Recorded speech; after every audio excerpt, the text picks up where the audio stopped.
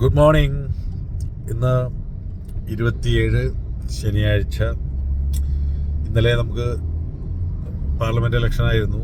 നമ്മളുടെ നാട്ടിലൊക്കെ എല്ലാവരും വോട്ട് ചെയ്തു. അതൊക്കെ കഴിഞ്ഞ് ക്ഷീണം ചൂടൊക്കെ കൊണ്ട് വീട്ടിൽ വന്നിരുന്നപ്പോഴാണ് പെട്ടെന്ന് IPL എന്ന മാമാങ്കത്തിൻ്റെ ഭാഗമായിട്ട് ഒട്ടും പ്രതീക്ഷയില്ലാതെ ഒരു കൽക്കത്ത ഈസിയായിട്ട് ജയിക്കുമെന്നുള്ളൊരു പ്രതീക്ഷയിൽ നമ്മൾ കൽക്കത്ത ഇടം കൗൺസിൽ കഴിഞ്ഞ രാജസ്ഥാൻ മാച്ച് രാജസ്ഥാൻ ജയിച്ച പോലെ ഒന്നും നമ്മൾ പഞ്ചാബിൽ നിന്ന് പ്രതീക്ഷിച്ചിരുന്നില്ല. പക്ഷേ കളി തുടങ്ങി ആദ്യത്തെ ഒരു സമയം തന്നെ നമുക്ക് മനസ്സിലായി ഇത് വലിയൊരു 300-ലേക്കൊക്കെ എത്തുമെന്ന് തോന്നിയ സമയത്താണ് ഒടുവിൽ അത് 261 റൺസിലേക്ക് സ്കോറ് കുറഞ്ഞതും അങ്ങനെ ആ സ്കോർ കുറഞ്ഞ് ഒരു കളി നമുക്കൊരു എങ്കിലും ഒരു സുനിശ്ചിതമായ വിജയം കൽക്കത്തയ്ക്കാണ് നമ്മൾ പ്രവചിച്ചിരുന്നത്. എല്ലാവരും പ്രഡിക്റ്റ് ചെയ്തിരുന്നത്. നരേൻ്റെ ഫോമും സാൾട്ടിൻ്റെ കിടലൻ പെർഫോമൻസും ഒക്കെ നമുക്ക് അങ്ങോട്ടാണ്. ഇപ്പോൾ അവിടെ നിന്ന് ബാക്കി കളിച്ച ആൾക്കാരായാലും ഇപ്പോൾ നമ്മുടെ വെങ്കടേഷ് അയ്യർ, ശ്രേയസ് അയ്യരുടെ ഒരു 10 ബോളിൽ 28, 9 ബോളിൽ 28 10ാമത്തെ ബോളിൽ അദ്ദേഹം ഔട്ടായി. അപ്പോൾ അതൊക്കെ കണ്ടപ്പോൾ ഞാൻ വിചാരിച്ചു 261, 200 പോലും കിടക്കില്ല പഞ്ചാബ്.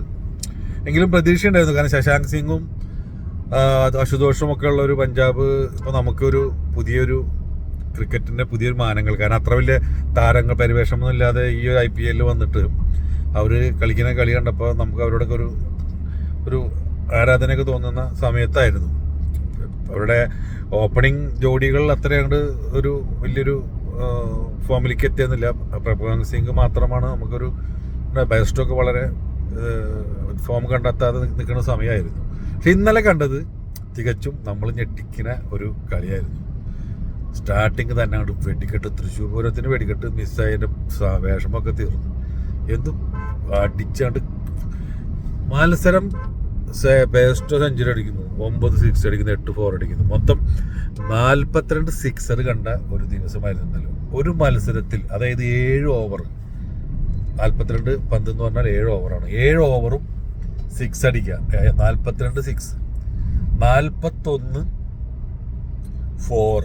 അപ്പോൾ 14 ഓവറിൽ തന്നെ ഏകദേശം സ്കോറ് 352, 84, 336 റൺസ് 14 ഓവറിൽ തന്നെ വന്നു. ബാക്കി 523 റൺസിൽ ബാക്കിയുള്ള റൺസാണ് ബാക്കിയുള്ള ഓവറുകൾ വന്നിട്ടുള്ളത്. അതിലിപ്പോൾ നരേൻ്റെ ബൗളിങ് മാത്രമാണ് ഒരു അടിക്കാൻ പറ്റാതെ 24 റൺസാണ് 24 ബോളിൽ അദ്ദേഹം കൊടുത്തിട്ടുള്ളൂ. ബാക്കി എല്ലാവർക്കും നമുക്ക് ചിന്തിക്കാൻ പറ്റാത്ത അടിയാണ് കിട്ടിയത്. 2 ദിവസം മുമ്പത്തെ കളിയിൽ മോഹിത് ശർമ്മയ്ക്ക് കിട്ടിയ 73 പോലത്തെ ഒരു 4 ഓവർ 73 കിട്ടിയ പോലത്തെ അടിയാണ്. ഈ ഒരു IPL ശരിക്കും പറഞ്ഞാൽ മൊത്തം റെക്കോർഡുകൾ 250 മേലേക്കുള്ള സ്കോറുകൾ എത്ര തവണ നമ്മൾ കണ്ടു. ഇനി ചിലപ്പോൾ നാളെ 300 കാണാനുള്ളൊരു സമയം ഉണ്ടാവാൻ ചാൻസ് ഉണ്ട്. അപ്പോൾ അത്രയും വലിയൊരു ഇമ്പാക്റ്റാണ് ഇത്തവണത്തെ ഈ IPL. ഇമ്പാക്റ്റ് പ്ലെയേഴ്സ് വന്നിട്ട് തകർക്കുന്നു. ബൗളേഴ്സിന് ആകെ 2-3 മത്സരത്തിൽ മാത്രമേ ഇതിൽ ചെയ്യാൻ പറ്റുള്ളൂ. അത് 2020 എന്ന് പറയുമ്പോൾ ശരിക്കും പറഞ്ഞാൽ അത് ബാറ്റിംഗ് വിക്കറ്റ് തന്നെയാണ് ശരിക്കും കളി കാണാൻ നമുക്ക് കൂടുതൽ ആവേശം കിട്ടും. ഒരു ബാറ്റേഴ്സിൻ്റെ ഒരു പ്രതീക്ഷ തീർക്കലാണ് IPLൻ്റെ ഒരു മെയിൻ അതിൻ്റെ ഒരു സക്സസ്. കാരണം കാണാൻ വാശി എപ്പോഴും അടിക്കുന്നത് കാണാൻ തന്നെയാണ്. അപ്പോൾ വളരെ കുറച്ച് ബോളേഴ്സ്, ഇപ്പോൾ ബൂംറ, നമ്മുടെ ജസ്പ്രീത് ബൂംറ, ഒപ്പം ചഹൽ, അങ്ങനെ കുറച്ച് ആൾക്കാരൊക്കെ കുറച്ച് ഇൻഡിവിജ്വലായിട്ട് നന്നായിട്ട് പെർഫോം ചെയ്യുന്നുണ്ട്. ഇപ്പോൾ ഹർഷൽ പട്ടേൽ ചെണ്ട ആയിരുന്നു പുള്ളിയുടെ സ്ഥിരമായിട്ട് നമ്മൾ അന്താരാഷ്ട്രീയ മത്സരങ്ങളൊക്കെ കളിക്കുമ്പോൾ. പക്ഷേ ഇവിടെ അദ്ദേഹം IPL സ്ഥിരം ഫോം വീണ്ടും എത്തിയിട്ടുണ്ട്. വിക്കറ്റ് നമ്പർ 1 വേൾഡിലേക്ക് എത്തിയിട്ടുണ്ട്. അപ്പോൾ നമ്മൾ കാണുന്ന ഈ മത്സരങ്ങളിൽ ഇനിയുള്ള ദിവസങ്ങളിൽ ഒരുപാട് അത്ഭുതങ്ങൾ ഇനിയും പ്രതീക്ഷിക്കും. ഇപ്പം തന്നെ വേൾഡ് റെക്കോർഡാണ് ഈ 261 റൺസിനെ ചേസ് ചെയ്ത് 10 പന്ത് ബാക്കിയിരിക്കുമ്പോഴാണ് ജയിച്ചത്. അതുതന്നെ ഒരു വേൾഡ് റെക്കോർഡാണ്.